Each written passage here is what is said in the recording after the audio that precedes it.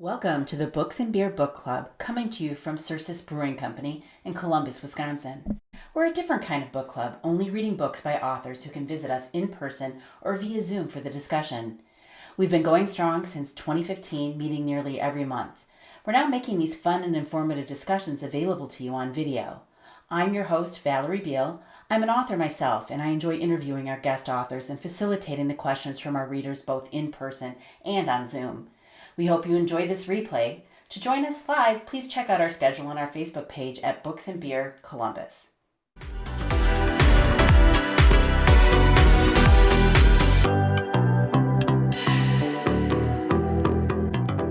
I just get so happy when we get a good crowd. So this is wonderful, and for such a wonderful book, just amazing. I don't stay up till 2 a.m. for just any book. So I got reading, and I'm like, okay, yeah, sleep's not important. I'm just going to keep doing this. So welcome. And John came from Western Wisconsin. Iroquois, yes. Iroquois. So a little bit of a drive. He got to come through Madison and visit with his kids today. So that's always nice. But welcome, and thank you for making the drive. You bet. Because never been to Columbus. So because you get a beer out of it. I know. I was telling Valerie I've done, and not to brag, just in 15 months, I've done over 60 events, mostly presentations for a lot of libraries, schools, VFWs, and rec legions. This is the first event I've got to drink a beer, I'm sorry, in so Wisconsin, always, I know. This is great. So I'm excited for this. I mean, we probably could have gotten a cheese tray for you too, and just, I feel like that's just wrong, but we laugh a little bit about this. So anybody who's never been here before, we started in 2015, and the concept was to have a book club that we will combine, an interesting, environment here, a bar, a brew pub, with getting to talk to authors, and not just reading books by famous authors that wouldn't ever visit Wisconsin in our lovely little town of Columbus. So it's been working for, wait, how many years is that? I work with words. I don't work with numbers. Sorry. So it's been, I think the authors that come in have enjoyed this, and it's fun. All right. Has everybody read the book? Most everybody? No? Well, we all know. The thing that I found very interesting is that when you write a story, we know how all of this ends. There's no secret, to the story, but that it was written so cinematically and so wonderfully, like with the tension and the plot points, that you felt like you were, reading fiction. And it was a page turner, even though we knew the ending, which is kind of magical writing. Thank you. So that was my goal. I wanted it to read like fiction. When my editor and I set out, that was my first goal. Yep. So we were talking a little bit about your editor earlier. Heather is somebody that I've known for a while from the Writers Institute, which we've mentioned different times. Anybody who's an author in the area has probably gone to that conference a time or two. It was fun to hear that she was your editor, and she definitely kept you moving along at different times. So she was critical to this before the Tailspin. Yeah, absolutely. Yeah.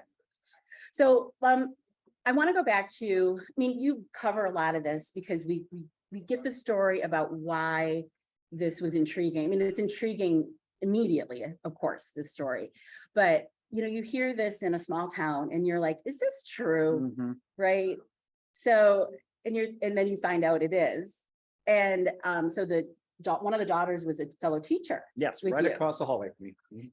And it sounded to me initially that, there was a lot of reticence, that they didn't think their dad was going to talk to you. For a long time, he did. Yeah. So how many years passed between you knowing the story or hearing the story and your first real conversation? Right. First heard the story in 1994, and Gene and I started work in January 2011. So now I have to do the math. That is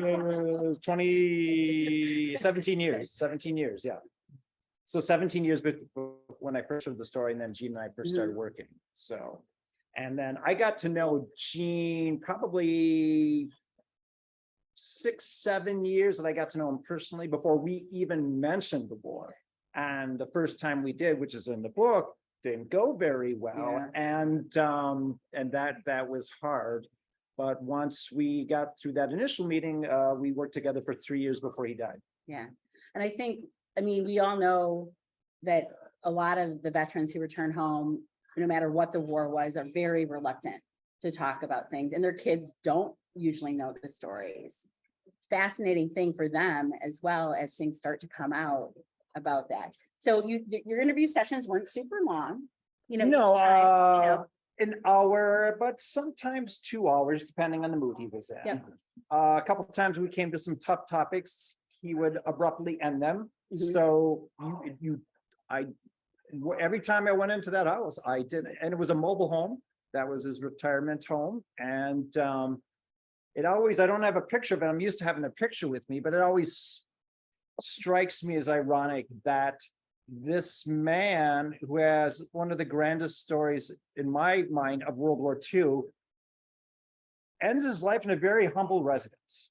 It even had a refrigerator on the deck, which his daughters hated because it was such a redneck eyesore, but it was his beer and bake fridge. And Gene had recently remarried at age 84 because he was a widower, and his new wife would not allow worms in the house. So I didn't have a problem with it, but I mean, this is just a man, his whole life was about service, starting with the war, but also 30 years he was a fire chief, started the first EMT crew in his county, was on county board government for many years, started the Toys for Tots program, gosh, and so many one of the things. first Toys for Tots Wow. programs is in the 1950s. So yeah, he was always in the public eye, and that's just such a grand story. I mean, here he's and you have a farming background at all, grew up in farms. I'm sure you have. And I grew up working on dairy farms.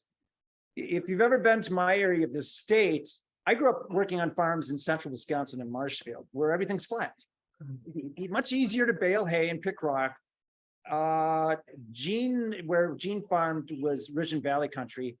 It was extremely difficult to farm where he did. And it made him tough. And I think that the resilience, one reason why he survived. But just as he said, his family didn't have a dime during the Depression. They made it okay because on a farm they had food. And I remember he talked about taking food to relatives during the Depression that lived in cities. But you couldn't find a more humble beginning to this story. Yet he's in the middle of the largest war of all time, the largest air war of all time, in an iconic plane, the Flying Fortress, and in an iconic position, the tail gunner. It's like, I would tease him sometimes. I'm like, you're like the Forrest Gump version of World War II here, you know, you're everywhere. And so, yeah, he really was this very humble guy caught in the middle of this hailstorm of World War II and has this incredible story. Well, and I thought it was funny too. I mean, you know, that he was so determined, even with his parents not wanting to sign the papers. Did he forged them himself once? Yeah. And then he had the cousin or something. Yeah, and I'm trying to think, so most of you read it, right? And I like to give new information because not everything gets in the book. There was lots of editing. There were 3 attempts to get into the Army Air Corps, but you know, it wasn't because of patriotism or he was against fascism. At 17, he was so sick of milking cows, he wanted off the farm. He wanted adventure like any other. And I remember when he told me, when Pearl Harbor was bombed, he was 17, he was working at his uncle's farm. And he came in and he was elated. And I'm like, and I remember asking him, like, what? He goes, they punched my ticket off the farm. He knew right away. He counted the months to his 18th birthday, and he insisted on Air Corps, that was before the Air Force, the Army Air Corps. Right. And he wanted to fly. But now if he would have done Army, Navy, Marines, he could have joined at 18 and his parents could not have done anything about it. Oh, so it was the Air Corps that The had that Air rule. Corps, you had to be 21, it was all volunteer. Oh. We're not drafted into the Air Okay. Corps. You could join at 18, but you had to have parent permission. Okay. There was Right. no way in heck his mom was going to sign that. And she told him, she said, And it was a situation, his mom kind of wore the pants in the family and said she was the alpha male. Yeah, I know that doesn't make sense, but she was the alpha in the family. And she said, no, you can get a farm deferment.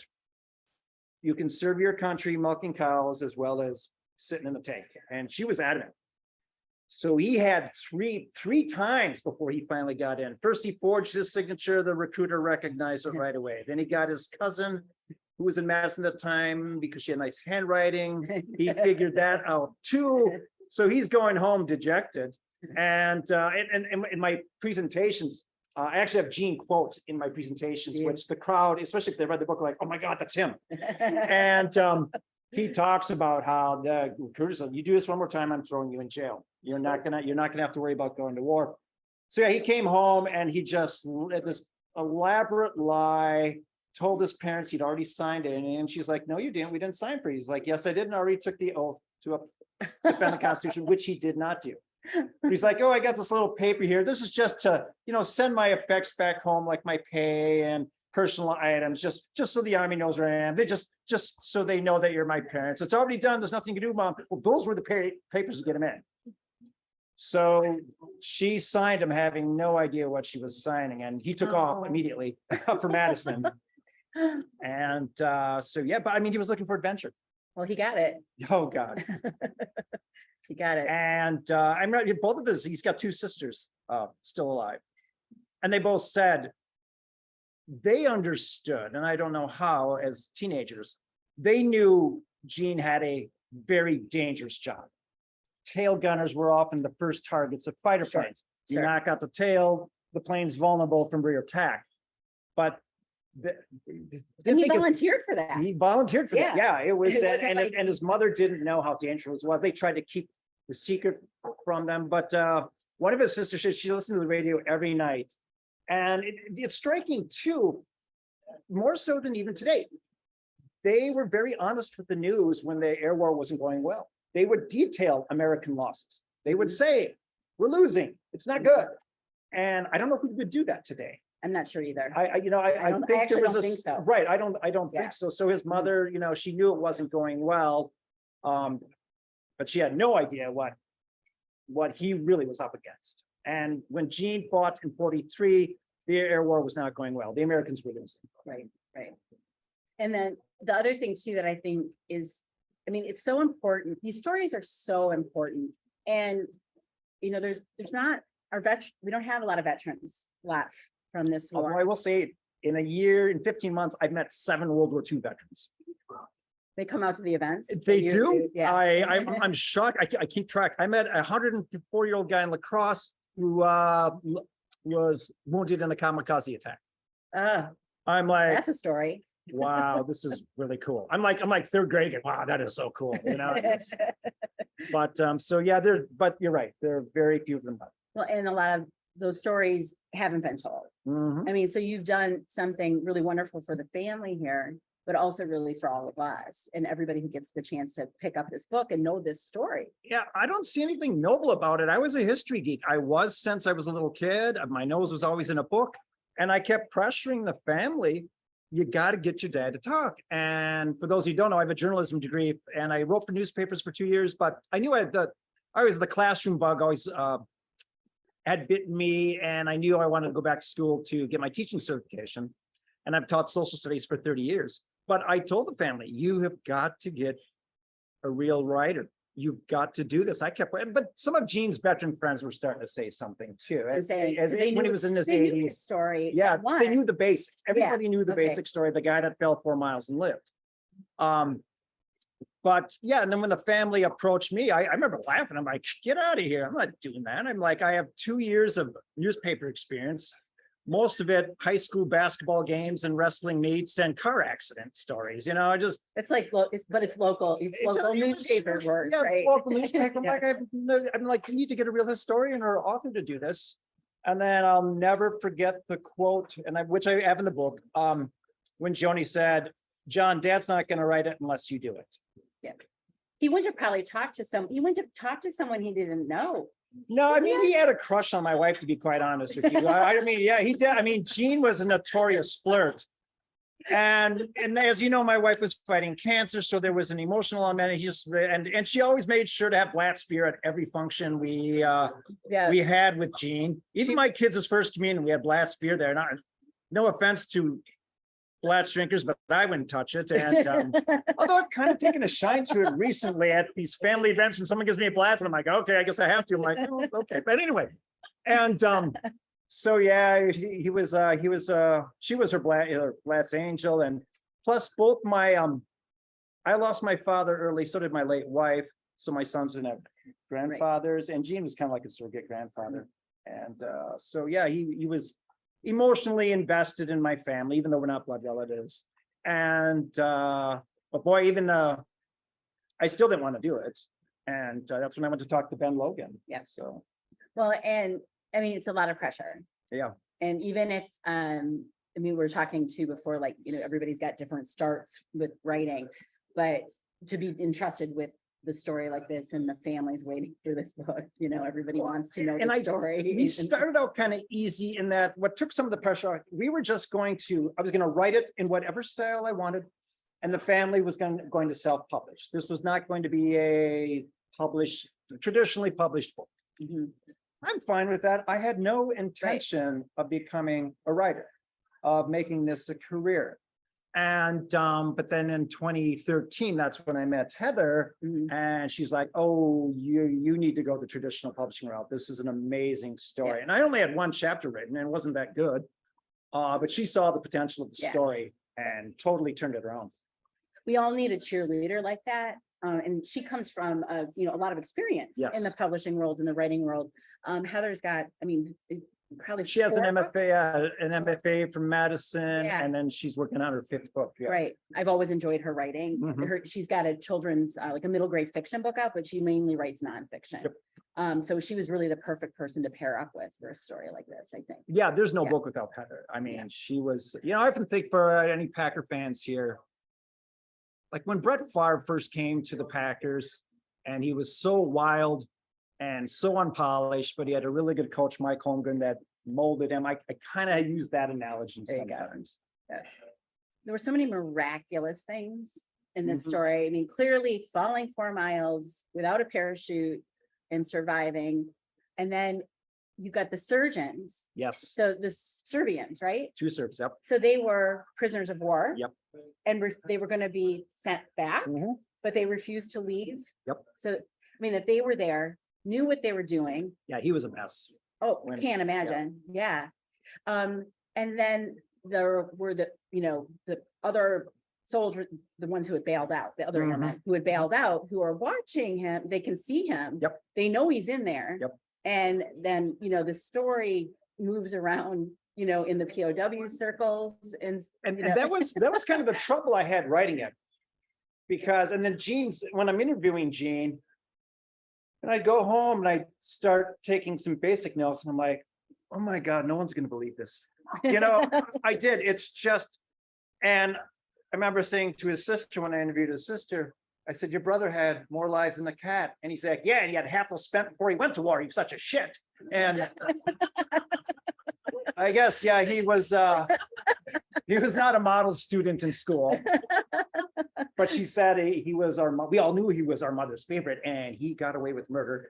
And but yeah, you talked about when he had that horrible head wound. Yeah. I was doing research of a Flying Fortress bomber pilot that was shot down the same day and ended up taking care. And he's writing this in his biography, and I'm just reading this for research. I'm like, wait a minute.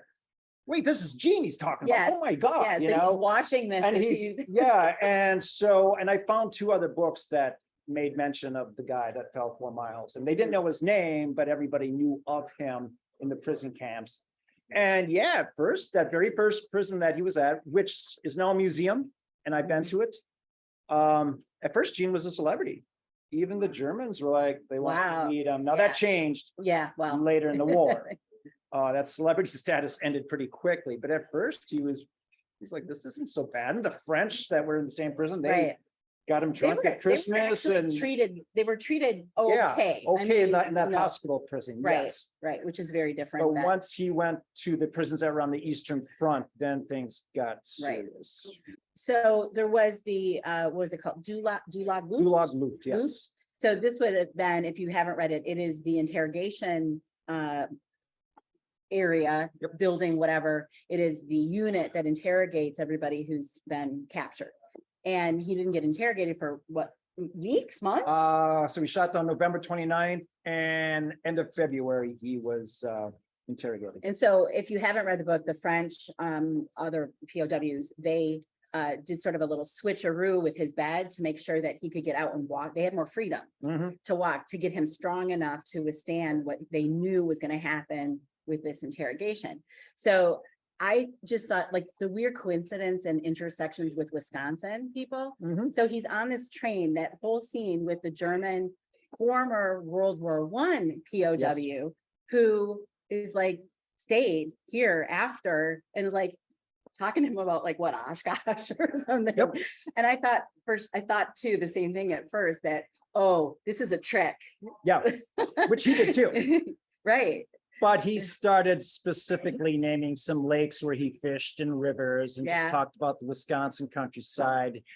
And, they were bored on a train trip Right. and they started talking a little bit. And the guy turned out to be a legitimately nice guy. Who got stuck because he went back to help his family and then couldn't leave They and wouldn't had let to him stay. leave, right. He had turned He like was soldier. middle-aged. He was, because he was veteran of World War One. Yeah, right. So he wasn't young at that point, No. not a young soldier. And when that German officer took them through Frankfurt. Now, Gene had civilian clothes at that point because he'd lost his flight suit with all the surgeries. Yeah, And, he really did try to protect those guys because the civilians hated the bomber boys Oh, I'm so sure. badly. I'm sure. No, don't draw attention to yourself. Don't look at pretty girls. Don't look at, the bombed out parts of the city. Just pretend you're one of the crowd. So he was very helpful, said, eat your chocolate and smoke your cigarettes because you're going to lose them as soon as you get to this place. Yeah. And then ironically, on the Eastern Front, he's the guy that shows up to give them water. That's what I was gonna say. Another miraculous thing. Mhm. I mean, maybe anybody that was maybe not one of the ones that had been so mean to them and horrible would have been that kind. But the fact that it was the same guy, when they desperately needed Mhm. fresh water. Yeah, there's so that's many crazy. sub stories in this. Yeah, and coincidences. Yes, coincidence. And then, go ahead, Mary. I know. Well, he came in through the Red Cross. And I think I said that in the book, and that was tough research because a lot of prisoners talked about him. And I interviewed another POW that coincidentally lived in La Crosse, and he knew of him too, Father Lynch. And everybody wants to know about him. It's going to sound like a little bit of lazy research here. I thought, well, No, there is, I thought, yeah. no, there are I know. how Yeah. many pages of That's- endnotes? There is no lazy That's- research in this book. There's none. I recorded everything. But I think a lot of the motivation for that was this story is so Yes. crazy. I just have to have as many sources as possible. But yeah, the guy just, like Gene said, he was like John the Baptist. He just showed up.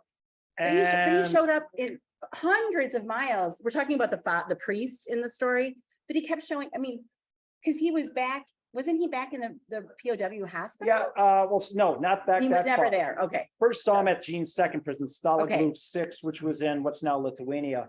And that was not unusual, and the prisoners trusted them. Germans would always have plants, but Yeah. apparently this guy had enough of a reputation. He'd been there before.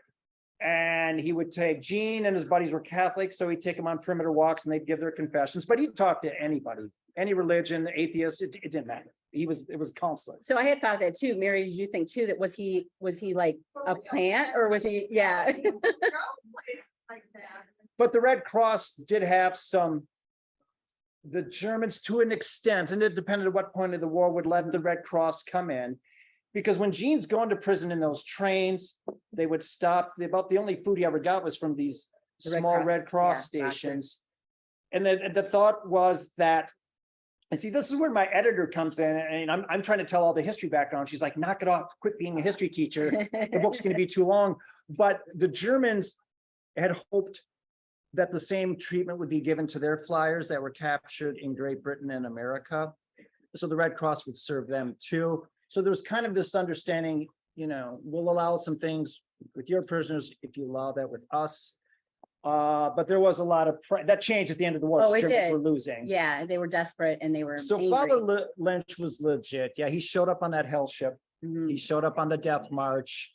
And I should have brought it too, and but one of the relatives, that New Testament that he Oh, gives to yeah, him, he slaps yeah. in his hand and he gives him a hint. He's like, hang in there.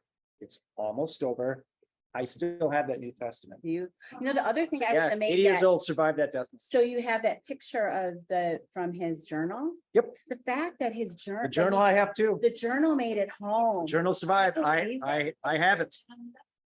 The Yeah, journal survived through. He started that in Stalag 6, so that was he protected March. that the whole way. so So yeah, 14 months. He So- kept that.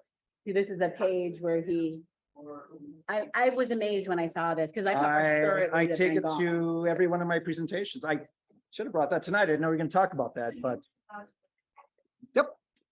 And it's sketches, poems, songs, and a lot of addresses from guys that said, we're totally getting together when the war's done. Well, you meet all these And, different people and you become close immediately because you're in the same horrible mhm. situation. And I think too, the thing to remember with prisoners of war is, I mean, we know the story. We basically know how the war went and it's going to end in a few years. They didn't know back then. If you're a convict and sent to prison, you know how much time you have and you can count. It's a psychological benefit to you. They Yes, have no idea. yes, right. And they'd hear rumors how the war was going, but then there'd be times too, where like when the Battle of the Bulge happened toward the end of the war. They're like, how are the Germans able to do this? We thought it was almost over, and it sent them to another, and it was winter, sent them to another spasm of despair. So you just never, you didn't know. Well, and then when they first were sent out to the ship, the horrible ship, they had been seeing the Russian planes.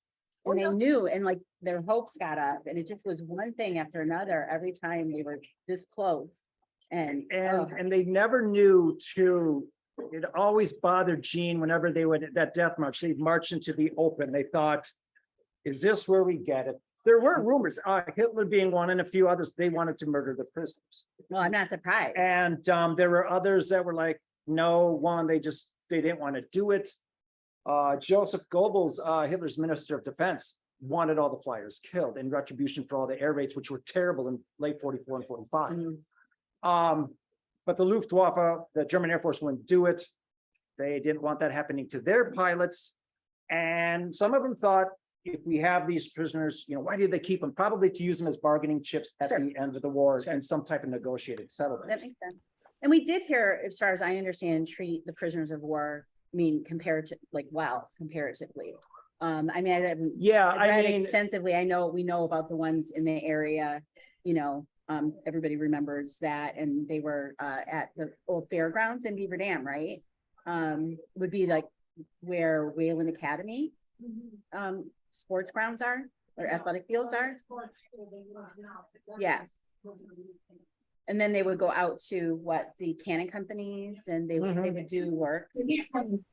Was there one here too? A camp? Yes. Yeah.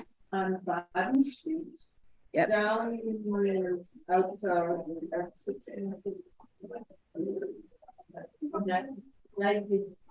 There were people who, residents, if you tell me that, down that area. You don't remember that? Go ahead.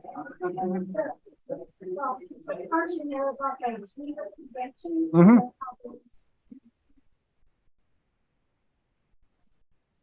It did. Right. The question is about the Geneva Convention and the deterioration. So yeah, the Americans and the British and the Germans signed on in 1929 to the Geneva Convention to basic rules for prisoners. Russia never signed on to that. Soviet Union never signed on to that. Mhm. And Gene remembered the few glimpses he got of Russian prisoners. He said they were treated like dogs, and it was horrible.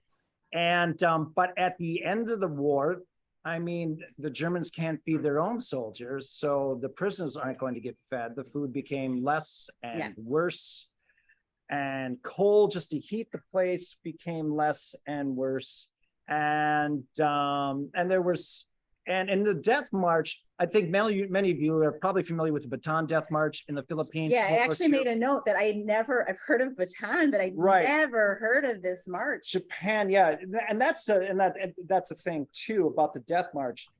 It was brutal, it was deadly, but not so much because of German cruelty, just neglect, disease, and starvation. Yeah. Why the guys were about 1,000 died on that European Death March. Was it like 600 miles? Yeah, about 600 miles. I mean, what? With no food really. They, and I mean, like the fact that any of them survived is a miracle, I think. and that, you know? one of the questions I get, what's the satisfying thing about finishing that? Is it bringing attention to that Death March? I was lucky enough to interview another veteran who died several years ago at age 97. That was also on that Death March. It really bothered him that it's hardly in the history books, maybe a unit history, but it's really not in any history book. But understand that that was at the same time the concentration camps were being liberated. So that was dominating the news cycle. Well, and that makes sense. And it makes sense. And the horrors they're finding at Auschwitz and Buchenwald and Dachau was dominating the headlines. So their story got ignored. And when they came home, they just wanted to forget about it and move on with their lives. Yeah. They didn't want to write any books about it. A few people wrote about it. And late in life, a few other guys started writing about those experiences. And I have some personal accounts that I used for the book there. But yeah, roughly about 1,000 guys. They'll never know. Well, I kept thinking too, like, so this Gene conveyed that went through his head too, like, you know, if they were to die on the ship or the ones that did die, like, who's going to know where, like, how would that accounting go? Yes, So you know where your loved one is, you know? Think of the parents here. For those who read it, it was just, when I interviewed Gene's sister, she remembered the quarter mom saying, I almost wish he were dead instead of missing. I know that sounds horrible, but you get the idea of closure. Yeah, that actually makes sense. So, so these POWs, they're missing, their parents are distraught, but then they get word that they're alive, some type of postcard exchange through the Red Cross. Okay, they're alive. Hopefully they'll make it someday. And then at the end of the war, they never come home. They're missing again. Yeah. So they got a double whammy Right. of MIA because when I interviewed the lacrosse World War II veteran that was in the Death March, he said when guys would die, they'd fall at the Germans sometimes just shoot them and throw them in the woods. And you'd never see them again. You never, there's no way to find them. So They'll always be missing. unless somebody knew them and could report at the end of the war and survived, you know, like if they Right. were there with somebody. And Germany was just a mess then. It's not just, they're refugees everywhere. Yeah. So these bodies are unaccounted. And these are MIAs that will never be found. No. I thought this was really interesting how the people who monitored the radio traffic at the time, like from the East Coast or wherever, then we're gathering this info about this tail gunner. And then eventually his name got attached to it. And then they wrote, at least more than one wrote to the parents. They got those letters before the War Department found out that he was alive. And so then they don't even know what to believe because that's crazy. they thought, Yeah. is this a mistake? I mean, come on, he fell 4 miles. That nobody does that. But then someone said no. One of the letters. So they got about 5 letters, and I didn't know this was common practice during the war. People that were ham radio enthusiasts. I didn't know this either. would and that could speak German, would try to intercept German radio broadcasts here and there. And if they would hear something about a pilot or a group or a plane, they would write it down and then they would mail it to these people. Hey, I heard something about your son. So this was kind of common. And back then, we didn't even have zip codes in World War II. You wrote the family's name, the town, and somehow it got there. It did. It did, yeah. Did. And so the family, and I Even remember the rural Route 1 or whatever at that point, maybe. and Gene's sister, who was 12 at the time, all of a sudden they start getting these letters. And at first mom's like, I'm not going to believe this. But are these true? Yeah. Is it possible? And so, and when Gene wrote home, and I have the actual postcard, You have the postcard? I have the postcard, like which a- is in the book. Is it like a Red Cross? Yep, type just thing? it was Yeah. some German, right? Yeah. Actually, it's a German postcard. And again, Elijah's parents. Mom, I'm fine. My injuries are minor. The guy's got an 8-inch crack in his skull. Okay. 2 shot forearms and Yeah. busted ribs and a back that would bother him the rest of his life. Again, he lied to his parents. He just, my injuries are very minor. They got to write a paragraph. Is that, no, maybe that's not in the book. No, it isn't. The postcard's not. But I do have, I have the actual postcard yet. That is, I mean. So, yeah, something it's, else. he's a little fibber, that's for sure. Well, it was all for the good. Yeah. Because his mom wouldn't have wanted to hear about his 8-inch, skull fracture for sure. So I'm curious, so we get his first person account as he's falling. Mhm. And did he actually go through that entire process with you? Yep, and it's just like, there are that had to be times amazing. it's surreal. Do you remember the scene when that German plane pulled up next to him and gave him a chance to get out? Yeah, yeah. And I'm like, It's like, how close was he to like you? a Top Gun moment, Yeah. from He's like, from me to the TV away, we're in a mobile home. And I remember stopping, I'm like, okay, we gotta Wait. stop. I gotta go home. I gotta write some things down. I gotta digest this. This is crazy. And there'd be times where but he was so, and when you hear his voice in my presentations, he was just very matter of fact Yeah. about what he's describing. But he said he never lost consciousness. which is also amazing. Yeah, I mean, from like the air pressure. when he was crawling forward to get that spare parachute, Right. the G forces were so intense, he couldn't make very good progress, and the plane ripped right in front of him. But once it ripped, he said all the pressure was gone, and I just whipped my body around and grabbed the rosary, the part that and he said, I just relaxed.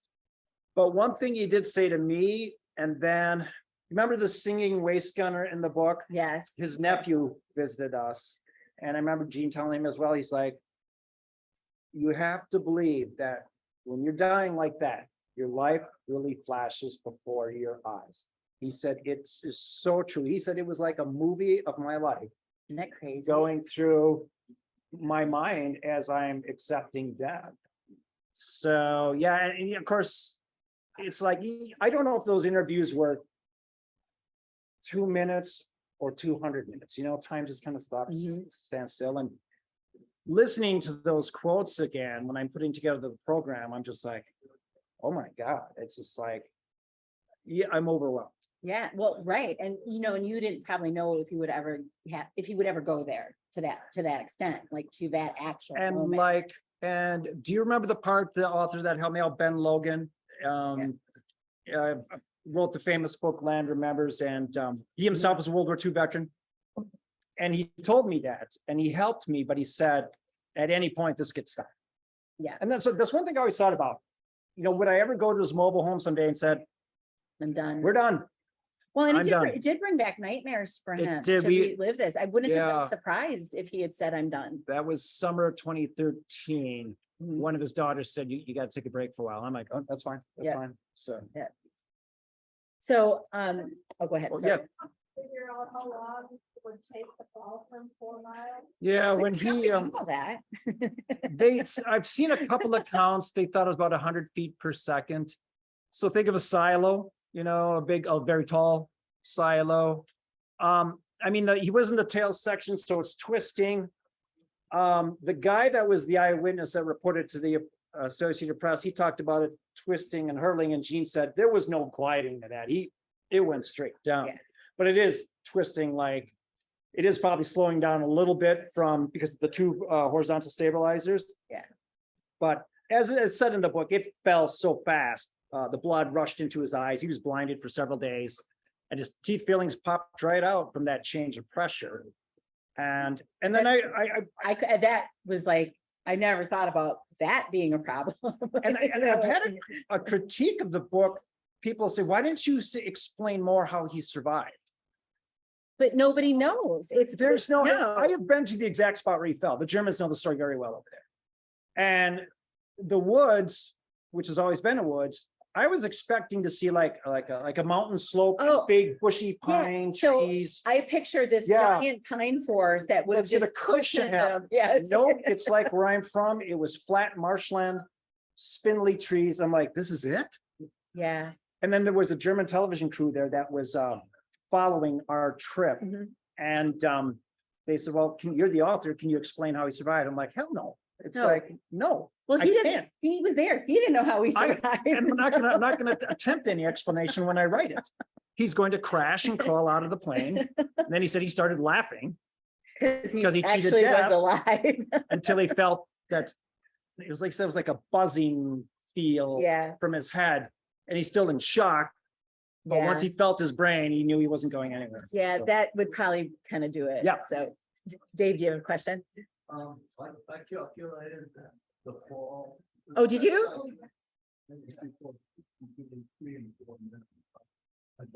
So, between 3 and 4 That's- minutes was someone in the audience here calculated how long it would have taken him to fall. So that's what I've heard other people say too. And Gene's best guess was somewhere, he said somewhere 2 to 4 minutes he fell. that's a long time. Yeah.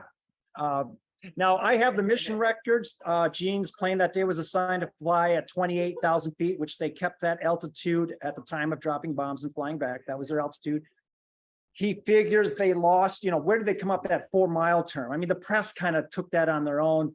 Gene figures they lost several thousand feet in the air battle. That would make sense. Okay. And so somewhere between 20 and 25,000 feet is when The thing broke up. it broke apart. Gotcha. That's the best estimate we can do. Dr. Wells? There's one new thing, where, and it's quite good, and I'm reading that human body terminal velocity. You just ground at about 120 miles an hour, 125. Okay, Because that depends on the build and how many souls it. good point. But Yeah, if you started out immediately at terminal velocity, which you wouldn't, you got to speed up. That would take 2 minutes. Mhm. From the airplane to the ground, assuming it's 20,000 feet. Yep. Also, I read a story years ago. I don't know if this is any truth to it, but it exposed them in truth. It explained how he went, when did he come out of the airplane, what month? November 29th. Okay, because the story that I read, and I don't know, I don't remember if, how it came about. He's landed on one of these trees that the branches come down. And then he landed in a snowbank. after he Yep. got pretty slowly. I know the story. yeah. There's actually 3 guys that this happened to in World War II. One guy was in Italy, and I believe that's the same story. He came down and hit some snow That would help. and was that would help part a of a lot. mountainside and glacier. And then there was Okay. another guy that wasn't as high up as Gene and fell, and he hit some trees in a mountainside too, but wasn't captured for a while. I think he ended up in friendly hands. So there's 3 instances of this happening in World War II. But Gene's, not to make a story more grand, but his was the worst in that he had those horrible injuries and was captured immediately. There was no, Mhm. and so he's got the POW experience coming up. Right. They were talking, could you guys hear that about terminal velocity and that? Okay, good, excellent. Because I bet I couldn't repeat that the way I should, so. So, Oh, they got a question. oh, here. go ahead, yeah. There was always the trouble about why the plane. Fell off. Mhm. And so was there any thought that pilot had been, Like shot, Yeah, that's, yeah. so, That was what my assumption kind of was as I read it, that something had to have happened in the cockpit that they couldn't keep up with the rest of the. so you're familiar with the character Jesse, Yeah. who was the navigator and would be Gene's lifelong friends. A remarkable man, could have easily written a book about him. The only other person that survived, and I have been to the exact tree where his parachute fell. There's a historical marker there now. And Mhm. the son got to unveil it when we were there for the 75th anniversary. That's a picture in the book. And I remember Gene when, there was that very emotional embrace when they saw each other. And I remember asking Gene, because I need these details for the book. I'm like, Gene, I know this is tough, but how long was that hunt? And his voice was like, I don't know if it was 20 seconds or 20 minutes. He didn't know. And they would be, they'd be closer than brothers the rest of their lives. And Jesse's son still calls Gene Uncle Gene and Peg. It was always, they were that close. When they got together the next morning and talked, Gene couldn't wait anymore. What happened? Yeah. Why did we fall back? A question that would bother him the rest of his life. And his sisters said, yes, it bothered him the rest of his life. And Jesse didn't know. No. Because now I've been in a flying fortress. I flew in one at Yeah. Oshkosh. And Yeah, I saw that. That was a fun picture. yeah, Yeah. but I didn't, okay, another part that I didn't, I threw up after that flight, so. You're very honest. You didn't have to tell us that. Damn, I mean, well, and then the pilot afterward was flirting with my girlfriend, and so he was gonna take her on a personal tour of the plane, and I tagged along, obviously, and I held it for a long time. There's no way I'm throwing up in front of this bomber jock here in front of my girlfriend. But as soon as we got to the parking lot, I just lost it. Oh. But it was pretty cool, except for the tail gun position, because they had some equipment back there. I got to sit in every spot other than they wouldn't let me sit in the pilot seat. But I sat in Jesse and Curtis's position, and there's this firewall, kind of a bulkhead, where even though they're close, they can't see the pilots. Right. So Jesse being asked what Yeah, happened, he he didn't wouldn't know. And he said to Gene, he Okay. goes, do you know? And Gene's like, I'm in the back of the plane. How am I going to know anything? I have Jesse's post-war combat report is they're called MACRA. It's a military acronym. He thought Benny, the co-pilot, got hit right away. And, and then at some point they lost communication. Right. So I don't know if bullets hit wires, hit their radios. Yeah. They don't know. Langley, the pilot, never spoke. Now, was he hit? Did he go into shock? Mhm. Did he just not want to tell the rest of the crew that Benny's dead? Right. The plane did stay level for quite a while. Somebody was flying it. So they figured they just, and Gene said too, it was so loud because they were alone. Mhm. They had so many fighters attacking them, every machine gun's firing. And now that I've flown on a flying fortress, they're so loud. You can't, and then They're loud without the gun. they're loud without the Yeah, gunfire. And okay. it's completely plausible. Gene said he could hear the screaming on the intercom, these guys are getting hit one by one. Yeah. But no, there's just, and I read a review where some reader was upset that I didn't do my homework trying to figure out why the plane. I'm like, Like It- you it could have been- you'd leave that yeah, out if yeah, you actually like, had I the think it's like- answer. it could have been mechanical too. Uh-huh. These planes crashed all the time. Yeah. Or had something going wrong. It could have been something mechanical. That first sweep and the Germans first hit them, they thought they were fine, but maybe some bullets lodged into the engine and did something. They don't know. It just started slowly falling back. And well, Yeah. I you mean, get Tailspin Look, 7 years later. I thought that was really, there were a couple things that I thought were really interesting on the research side of things, that you were able to get the files. Yeah. What were those called? The IDPF files. Yeah. Yeah. Of everybody? Of That everybody on was that someone plane, in Senator Tammy Baldwin's office. that they were able to get those. Yep. I mean, it was on and- like a And desk. or yeah, I whatever. had some help. It was Gene's brother-in-law, who's now deceased, that got those records for me. But yeah, boy, did I feel like a big shot one day when I come home and in the Big mailbox, there's this envelope. big envelopes from Fort Knox, all this official acronym stuff. And I'm like, it's got my name on it. I'm like, yeah, that's right. I'm showing my sons. But And they're like, but- were they buying it, or were they just? yeah, it was, but I tell you that stuff. And I remembered, I told Gene that I had this stuff, but I didn't show him. It was heartbreaking. It was just, they found the bodies after the war. And the examiner is, he's detailing every broken bone and the condition of the decomposition, and did a very thorough job and what they saved. And like Benny's, I remember Benny's report, the co-pilot, his most of his skull was missing.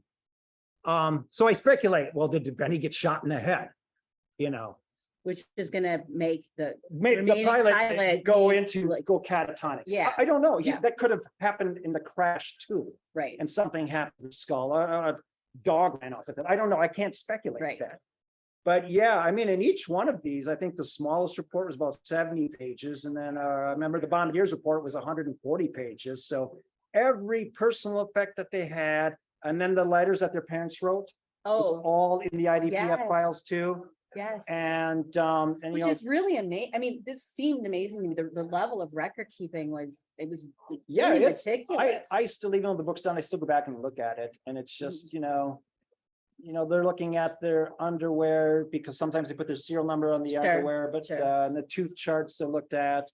The only guy with dog tags that they found was Reed, the top turret gunner. I don't know why the other guys didn't have their dog tags. And only Langley had his boots. So I'm guessing the rest of those were stolen. Yeah, Well, yeah. when we went to Germany, the Germans that showed us around, like, it's kind of a tour, they would point out and say, well, there was a body that landed here, and there were two that landed on the street here, and one went through the roof of a house here. So they kind of, and it's a Zika where this, so when Gene Oh, is separated, that how you say that? Zika, yeah, Yeah, it's okay. spelled SYK, you say Yeah. Zika. Okay, So the Tailspin plane exploded over the city. Yeah. Which was a big day in that city's history. That's why they celebrated it with a 4-day celebration and invited us over. And so that set off all kinds of stories. And so, yeah, but it's well, and that's fascinating too, Mhm. that, I mean, this is a country that's, being bombed by these planes, and that they were, for the most part, not everybody, but for the Mhm. most part in this, how big is it? Is it a fairly small town or? about 25,000. Okay, so, 25,000 Maybe- today. It was 15,000 in the war, somewhere around there. but that So- they buried these bodies. Yeah, it was That but- surprised me a little bit that they did that as that civilians. they and- did, yeah, and Yeah. it was the German term unbekannt Flieger, meaning unknown flyer. Yep. And they got the grades mixed up to a couple doing names. Yeah, that's ironic that they buried them and gave them individual graves rather than just throwing them in a mass grave. Mhm. Yet that very day, civilians were trying to kill Gene. Right, And Jesse too. And I interviewed an eyewitness, the 8-year-old girl who found Jesse in the tree. And she said people ran up shouting, kill him, kill him, kill him. yeah, And she thought, as an 8-year-old girl, I'm about to see this guy get lynched. And but some nicer people shoved the ladder up there to cut Jesse down. So yeah, it's a story of paradoxes. well, and it was just, it was so neat that you got to go Oh yeah, and to see the actual spot, and I remember interviewing the eyewitnesses when the plane blew up. They were all kids in school at the time. And they all just came up to me, and I think they were kind of tired of the festivities and the speeches. So they're all coming up to me, and I want your story. Some were speaking German, so they were going through translators, and everybody wanted to give me their story at once. And then I remember after I'm done, we had, they kind of feted us with lots of fun stuff, and we went to an art museum. And I remember sitting on a bench, and I'm like, there is no way in hell I'm going to go listen to modern art demonstration right now. My brain's so full of information and just getting bombed by these kids were around the 80s. And but their stories were fascinating. But yeah, they all remembered, I think we all have moments in our childhood that we never forget when something big happens in a community. And And this was- it's obviously a remembered big it deal. very, very well. Yeah. and Are there a lot of things like that they know Gene's story kind of it's one of them? I don't, because they were the enemy, I would probably say no, but this was such a unique story. I think to understand how the Germans know it, part of our festivities is we got to go tour the Mercedes-Benz factory in Bremen as part of our fun stuff. And because that's as close as I'm going to get to Mercedes-Benz is and we were going through the factory, and a guy came off the line and came up to the tour guide speaking German. He's like, who are all these people? And the translator explained, well, they're here for the 75th anniversary. He's like, yeah. He's like the guy that fell from the sky. And this was about an hour away in Bremen, which is about the size of Milwaukee. And he's like, oh yeah, I know that story. I heard it. So yeah, it was the Germans, they know the story better than we do until Tailspin. So, but and there is a book in Germany that does feature Gene's crash. It's a it's kind of a coffee table book. It's got 30 famous plane crashes in Germany in World War II, and that's one of them. There's a chapter. And I'm in touch with that author now and then. We trade emails. So Well, and I mean, it's so wild for them to, I mean, I can imagine what that would be like, that to talk to the person who wrote the story and that to tell their story, you know, from how many, 75 years back. You know, yeah, that memory. I remember coming back from Germany, my head's so full. But it seems so surreal, you Yeah. know, to be there, those spots and their gracious attitude toward us. Mhm. You know, we worried about would there be some hard feelings left. I know it'd been 75 years, but I do remember that day in Zika when the translator was saying who to talk to. Yeah. And he looked at one guy who was sitting at a table and he said, "Don't talk to him." I'm like, okay. And he was 5 when a bomb hit their home, Mhm. killed his sister, cut his mother in half. Oh, And he said, he's not talking to me. yeah. And then I'm like, why is he even here? That's what I was wondering. But Did you ever get the story about why he was even no, there? I'm not going near that guy. Mhm. I was on a semester abroad in London, and you stayed with families, and the dad, the mom was sent out of London, you know, like they were, we know those stories, but the dad always stayed and remembers the air raids and going down into the subway, you know, stations and stuff. And, you know, he didn't talk about that a whole lot, but he saw some things too that were pretty ugly. And, you know, as a small child, he would have been like Yeah, I 5 or 6 think, at the do time. you remember that scene when that really tall German politician gave that great speech and had the room just bawling? He was the guy that, and everyone thought, oh, this man should have been Chancellor of Germany, but he didn't want to be, but he's a well-known politician in Germany. And he said he was 6 when he was living through those bombings. Yeah. And he said, I held my grandmother's hand and his grandmother said, this is a good thing. Mhm. And we're all like, Mhm. what? And his grandmother whispered, this is the only way we get rid of Hitler. That's not something you can say publicly. No, You would cost She your life. probably whispered that very quietly. Yeah, exactly, exactly. Because they were in a bomb shelter when Yeah. that happened. Yeah. And he said, we do not bear any ill will toward you and your family. These were young men that had to do what they had to do. So I had one question, and this comes partly because my husband's uncle was went through West Point in 3 years to be, they shoved them out quick into the war, and he was in the Army Air Corps, and he threw the Mustangs. Yep. So they've been waiting that day for their air cover. And they came in, but they didn't stay real long. Did you ever get any information? I mean, you've done a lot of research on that, like.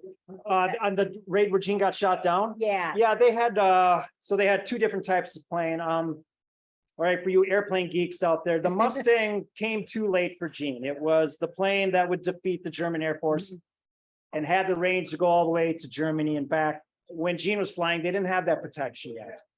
Those planes came in to help them out, but they didn't have the range to get all the way to Bremen. But Gene still thought, God, they didn't stay very long, and they took off.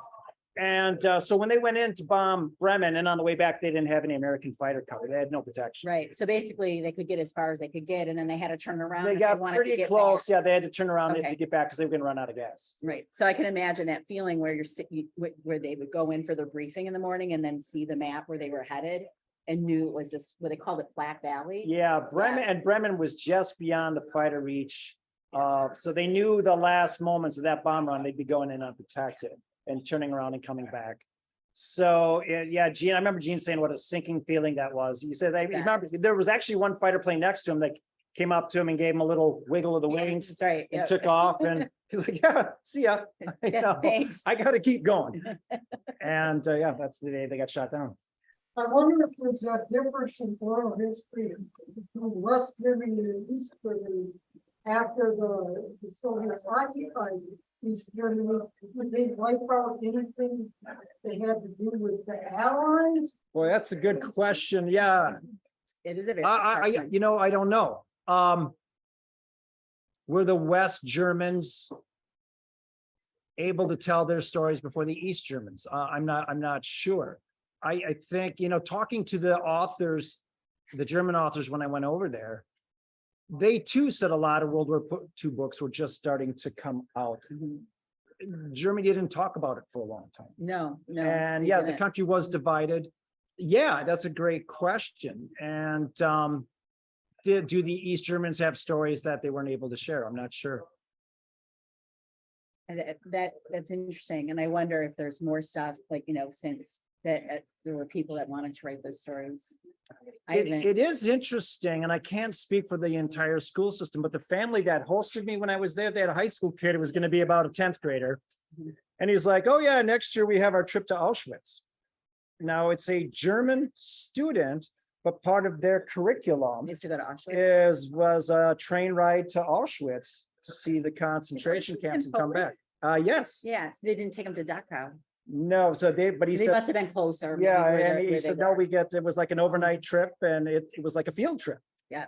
And I can't say that all German high school kids are required to visit concentration camps, but they have them, and many kids do. Yeah. And he was very matter of fact, it's like, oh yeah, a lot of we will visit the concentration camps.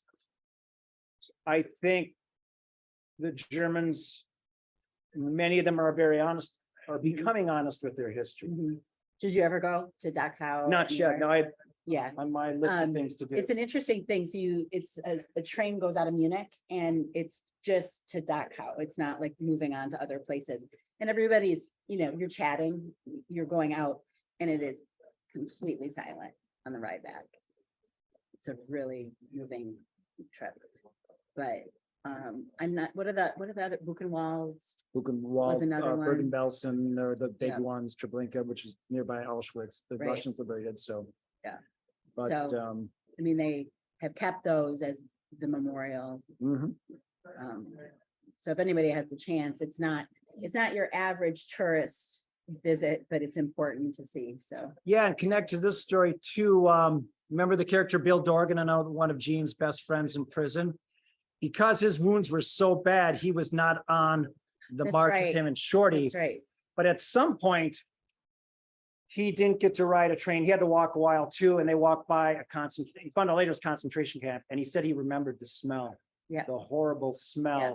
when they walked by it, and it angered him. I remember his son telling me Holocaust deniers just absolutely angered him Yeah, because Yeah. he'd walked by it. He said, it's, how yeah, can anyone deny? I could smell it, Yeah. and I don't know which camp he marched by, but he marched by one of the camps. oh, and wasn't that interesting though, too? What a coincidence that when they would shout out what state they were, to try to figure out who was coming in as a POW, that here's this guy, they're from this small place in western Wisconsin, and they know each Yeah, other. they got to know each other after high school. Gene had a milk route with us. He drove milk truck, and Bill Dorgan's farm was one of them. And they'd even talked about before the war started, like, oh, let's get the hell out of here. Let's go to Madison, Milwaukee and get jobs, do something, get off the farm. And then the war separated, and he did not see Bill again until Lithuania, Stalag Luft 6. Yeah. Bill comes limping through the main gate, and they both looked at him, what the hell are you doing here? And of course, Bill's pretty beat up and shot up.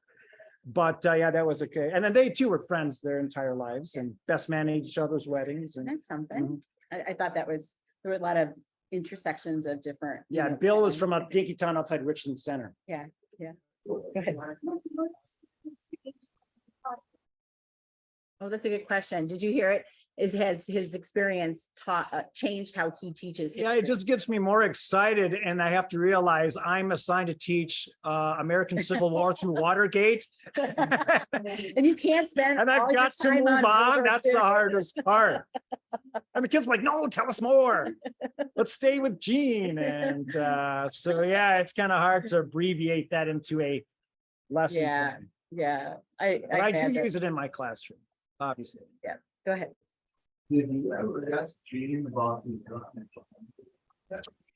That, yeah, are you talking about the mission to Norway when they bombed the German, or about the actual? I'm talking about when they dropped it. Okay, yeah.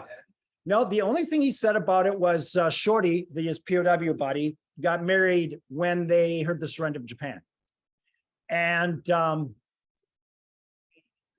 So they had a double celebration that day. Shorty's getting married. They find out Japan surrendered August 14th.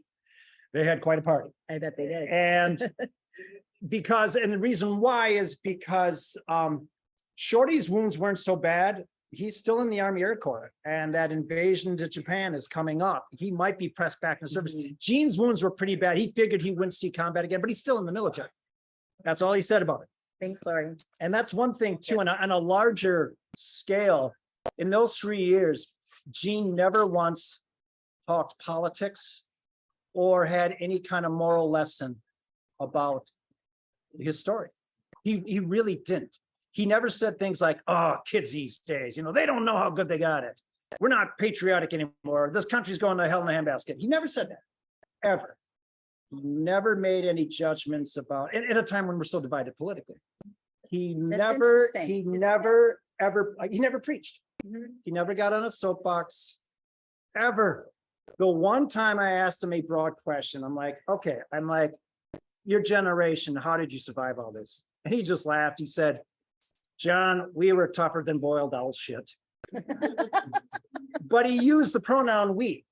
Yes. That is the only time I could get him to comment on the bigger picture. Yeah. Isn't that interesting? Yeah, if you're active, what did he think about the war? What do you think about the atomic bombings? What does he think about America foreign policy today? None of that. I got nothing. The only reason I asked that was, 20 years ago, I had a small pleasure talking to two World War II veterans. And one was in the Pacific, and he was going to Japan. And one of them one of them said, yeah, I'm glad because we will remember surviving. And the guy in the European theater, that was terrible. Yeah, that's how I approach it in my class too. I mean, my students read eyewitness accounts of Japanese survivors of Hiroshima, and they're horrible. And at the same time, my own personal experience, I had a grandfather that was drafted at age 35 in 1945, was sent to Fort Leonard Wood in Missouri, and was getting infantry training. And they knew they were going to Japan. Bombs dropped, he came home. So the bombs probably saved his life. Yet I can't teach history without, the kids have to know what those bombs did. Right. You have to tell the whole story. And then you decide what you think. It's not my job to do that. I'll give you as much information as I can. And it's the same with Gene. And when I wrote the book too, people ask me, well, what's the big picture? What did you learn? Is there a religious question, a patriotic question that should be answered here? No. What you take from it is your own. Go ahead, Heather. Kids must be around the age of Gene when he Yep. went off to war and has that as they've grown and now they're. Yeah. Yeah, because I think anybody would say what Gene went through before he was 21. It's hard to put in perspective. But at the same time, we don't want our kids to go through such experience. Yeah, my sons are 24 and 21 now.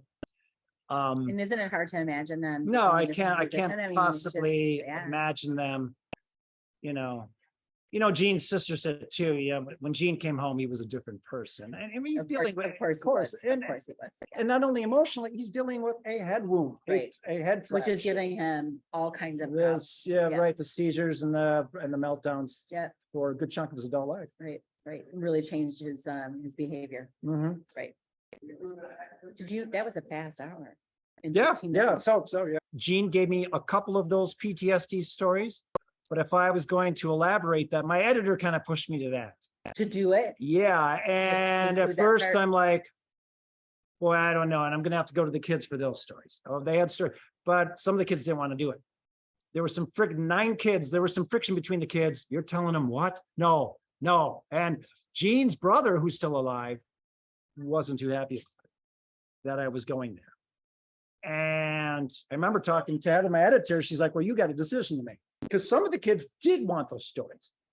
Because one was a psychiatric nurse, retired, and she said, I want people to know that those World War II guys suffered too. It wasn't all parades and John Wayne movies when they came home. Right. So she wanted it. And one sister was adamant, wrote me a nasty email saying, how dare you? And at this point, I'm like, good God, will this book ever end? Yeah. Will it ever become? But once they read the entire story, Mhm. they're all pretty good with it now. Although his brother still does not really, we just had a family reunion this weekend, this family. Mhm. The brother tolerates me, but doesn't really talk. He didn't like that you had put that. He didn't in. want the book at all. Oh, really? He thought that's a family story and it should stay in the family. Well, that's often the way it is with any kind of memoir or biography, that there's different opinions inside families. So Yeah, that Interesting. PTSD part was not without family controversy. One thing I found interesting is when he was interviewed at one of the prisons and the Germans knew after he. oh, I had that Yeah. in my notes. I wanted to ask about that. Yeah. How did you know that he actually threw up pineapple that morning? And I've got two sources, Gene obviously one, but then the other POW in La Crosse that died, he went through the same thing. And he said they knew the names of my high school girlfriends. Yeah. Now, at first you're like, what? But it's actually not that spectacular in that. It's like without the internet, that sounded spectacular. to Right. me, but- So the Germans had quite a spy network in America. And in Wisconsin, it was pretty easy because so many people spoke German. Yes. It was easy for them to, if they had an accent, so did lots of Wisconsinites. Oh, for sure. And what they Yeah. would do is they would just have people that would gather any newspaper clipping about these flyers or soldiers, especially the flyers, and send them to Germany. And so they would go, and like with Gene and this other guy, There. these small town newspapers, they record every That's- bowel movement you have, okay? And Well, it was like so-and-so had roast beef But- and wore a linen exactly, suit. yeah, you and, know, and so, right? and they knew that, Gene's mom was married before and had a kid with someone else, and boy, did that tick Gene off. But they knew, they found that out. They knew what sports he liked in high school. All they had to do was go to the hometown newspaper. That's right. That's true. It wasn't. So it wasn't, These weren't it's state not- secrets. it's not so- James Bond cloak and dagger stuff. It's just a lot of, yeah. And Gene said too, that Germans had spies around the bases or somehow didn't surprise them because they would joke. It's like when these missions were, when there's, finding out the morning of the mission, they would chuckle. It's like, Germans probably know where we're going better than we do. So that someone, it's so like the pineapple. Oh, come on. They're not going to let unauthorized guys on base, but you put a guy with binoculars sitting outside an air base, watching a guy throw up, Yeah. and somehow later walk on that air base is like, oh, I don't know, for whatever reason, and see pineapple. And Gene said that was the first question the interrogator hit him with to intimidate him. Well, that would intimidate me. So if you haven't read the book, the morning of this flight, they had pineapple, which was a treat for the mess hall. And Gene overate the pineapple and he had a nervous stomach and he threw up on the tarmac before he got into the plane. He always And- jumped out to take his nervous pee, Yeah, instead but that day he threw up. Yeah. But so he's in Frankfurt for this interrogation and they know that this happened to him. Like, His first question, he walks in, sits down, he said about a 5-inch file on Gene. Now, whether that was all Gene or not, or just meant to Oh, intimidate him, yeah, but he but- said, so you don't like pineapple? And Gene's just like, yeah. just froze. Well, that would throw you off your game. Yeah, that's For what, sure, and it that's what worked. they tried to do. Yeah. I read where they wanted to gather it contained facts to make them feel that no matter what you said, they already know. That's exactly it. So. They didn't know. Right. that- But they had pretended. And it just, just the moment, if, were you cold? Is the American equipment that heats them not maybe that great? So we're starting to get into technical issues now. Yeah. Even just basic questions like, how many planes you have that day? That Gene remembered that question. How close were they to you? They want to know, well, are these planes still flying close together? Are they starting to loosen up? Just really basic questions. And Gene said there's several books on it. Some guys would talk like a canary because they didn't think they were giving anything up. Right. They're just asking me dumb, boring questions. This is nothing. Yeah. And other guys would be tight-lipped, and Well, and he didn't say that they mentioned that Orison had. that was his ace. survived. That was his, and Gene said it. That was the Like- ace he was played at the end because Gene did the name, rank, and serial thing, and then he he got very arrogant and said, well, your navigator passed through here 3 weeks ago. Yeah. Of course, it's Jesse. Yeah. He's dying to know what happened to Yes. Jesse. But then he's like, is he bullshit? Well, he might, Whatever. No, Is it's a grown up gathering. You can is say he that. lying to me? Is this just a line of bull crap trying to get me to talk? Or and Jesse did. Yeah. He was the interrogator was telling the truth. So, Right, and he was hopeful that somebody else had survived, but he knew so many, I mean, he and knew. that's when he found out that moment that the other 8 were killed. Yeah. Yeah. And he was very, and Gene Moran the court, he goes, I'm sorry, but that's war. Yeah. Just Yeah. very, so he just lost, okay. And Gene knew, Well, he saw some of them and he he knew how knew bad they Pee-wee, were. he didn't see it, but he knew Pee-wee was probably dead. He saw the 2 waste gunners, Sweeto and Andy were dead. He Yeah. knew that. And he knew the other guys were screaming. Right, so the But likelihood, still the finality of that, as which we all know, happened during that interrogation. Yeah, that they were all gone. the fact that he held it together as well as he did. Well, he didn't. He grew up at the guy. Well, yeah. And But I swore mean- at him and That part, I read that part to my husband and I was like reading, I'm like. I remember it. That is, in the beginning of the book, and before I said, sometimes I had to take a little bit of liberty with the quotes, not getting the exact words. I remember pressing Gene about that quote. What exactly did you say to that officer that almost got you in trouble? Because the officer said, I have the power to shoot you. And Gene said, F you, you do not. And he's like, I don't know, John, it's been damn near 70 years. Just write it the best you can. I mean, did you say go to hell? Did you say the F word? I don't know. So I had to kind of combine a few things he said into I just had him blow up. So, Well, I think that it worked. yeah, but that's the thing. I had to get the emotion of that moment Yes. when Gene lost it. Yeah. And he said the moment the word went out my mouth, he's like, I can remember sitting there, he goes, oops, I shouldn't have said that. I would imagine that didn't happen frequently No. to this guy, No. so. Yeah. That was always $100. You know, and the goal is to work on it. One of my last interviews, yeah. And that came up. Gene just started, like, he was laughing so hard, he had tears in his eyes. I'm like, what's going on? What did I talk about? Yeah, the turd contest. What do you say? 12 and a half inches, 14 inches, something like that. Don't even George, want to know how they. The figured out. eyewitness. No, Yeah. am I gonna be forced to explain this up here? Thank you very much.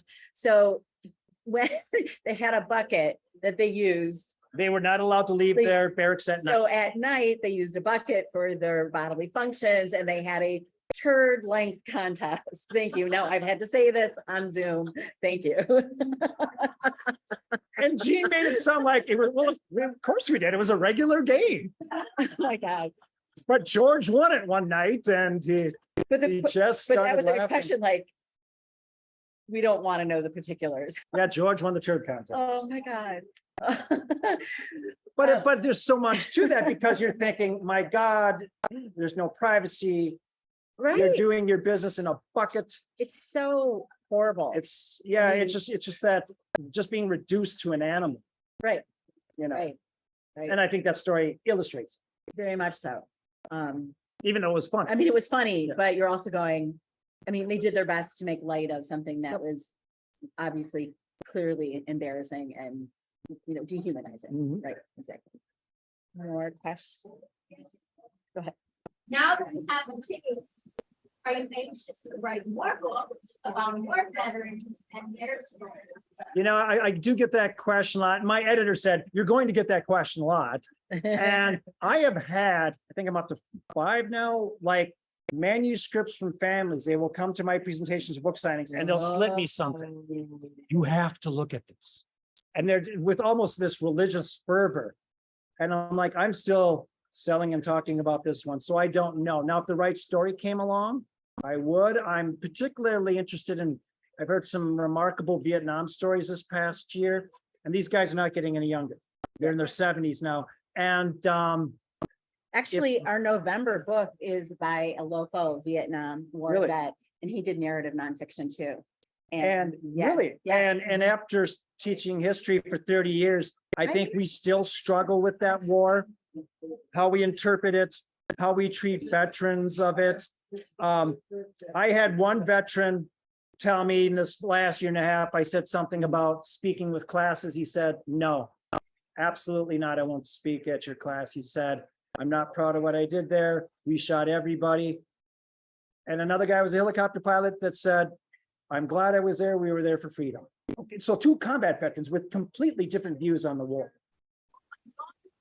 I was very close friend who escaped a POW prison camp. An overwhelmingly awesome story to tell, which has some of it has been published, but not as a book or story, but just as a publication because of what he does now. And so he has this phenomenal story and the injuries that he received. And in this past year and 3 months now, 15 months, if I had $1 for every time I heard a story where I said to myself, God, that deserves a book, I'd like to write 100 books. There are so many people with amazing stories. That means everybody in here needs to start writing stories. Yeah, it's your turn. It's a lot of work. Have you read any of Matthew Roselle's books? No. He's out of New York. It was a high school history. So what? Sounds familiar. Yeah. What he did was he assigned, he got World War II veterans from that area, to talk. And he had his, he is now, we're now on volume 5. Okay. But these were people who were willing. Yeah, it's so yeah, to answer your question, if the right story comes along, yeah, I might take a look at it. It's a lot of work. But I've heard so many amazing stories this last year. It's like, yeah, let me, and I'd write down people's names and maybe get back to them later, but nothing as of right now. Did you have a question? Just wondering, did you visit or use the museum and No, I haven't been there yet. And there's another question. If I had $1 for everyone's, every time someone said, you've got to go there. Yeah. Is it? And I do plan to go there like in the next couple of years. I really want to. Apparently it's so big, you can't take it in all in a day. It's just amazing. Yeah, one of the things is I do want to contact them about getting my book into their bookstore. Oh, for sure. But I hear they have pretty high standards and they're pretty picky about what they take. So but that's something I'm going to look into getting my book there. I know it's at the Wisconsin Veterans Museum. And that's nice. A little bit of an ego trip. I walked in there today and looked at the bookshelf. Oh, but it's a good feeling to know that what you've done is being broader reading. And I've heard people say this is such a Wisconsin story, whatever that is, that the state needs to know this and celebrate this story and get to know it. I don't know, Gene Moran Day, one day, I don't know, but no, but you're right. And and it crisscrosses with other people too. It was other Wisconsin and rural Wisconsin life. Yeah. And the home front, as she was saying. Right, exactly. So, and that's, I mean, it was so intriguing from the local history perspective, not just the war. So more questions? We really could go forever, but people are probably. I know. It's funny in my presentations when I get people that want to hang on and talk. The librarians will get done. The librarians will want to go home. They're like shoving chairs into the tables, like, and there'll be some people that just want to talk forever. And so I get when it's the butts get sore after an hour and 15. Fascinating. So thank you so much for visiting us. You bet. Thank you all for coming. I really appreciate it. Wonderful. Thank you.